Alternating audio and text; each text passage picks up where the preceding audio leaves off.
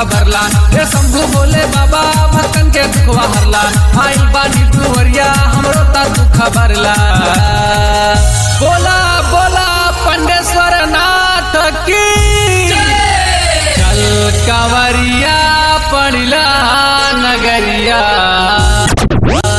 चल कांवरिया पड़िला नगरिया भोले बाबा की जय जय जय। हाँ चल कांवरिया पड़िला नगरिया भोले बाबा की जय जय जय। हाँ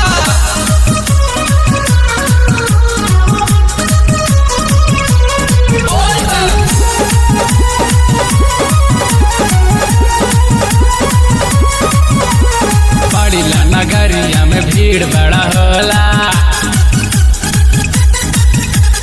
बड़ा बटदानी मोरे बाबा भोला। पड़िला नगरिया में भीड़ बड़ा होला।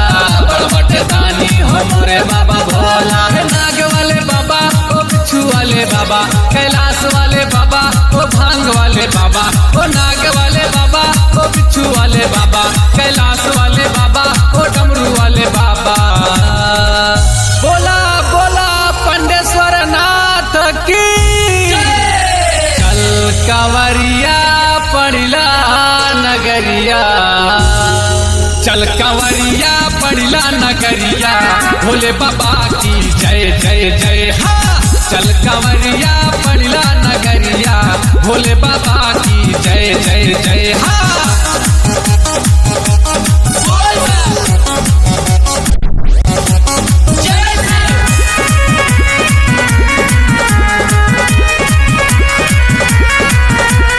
सावन के पावन महीना जब आवे,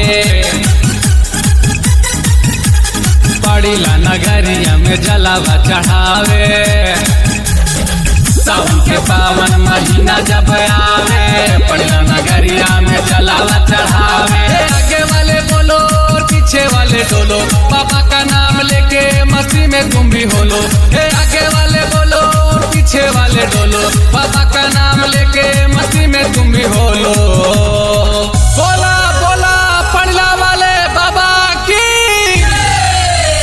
आई गईल सब पड़िला नगरिया। आई गईल सब पड़िला नगरिया भोले बाबा की जय जय जय जय जय जय जय। हाँ जय जय जय। हाँ आई गईल सब पड़िला नगरिया भोले बाबा की जय जय जय।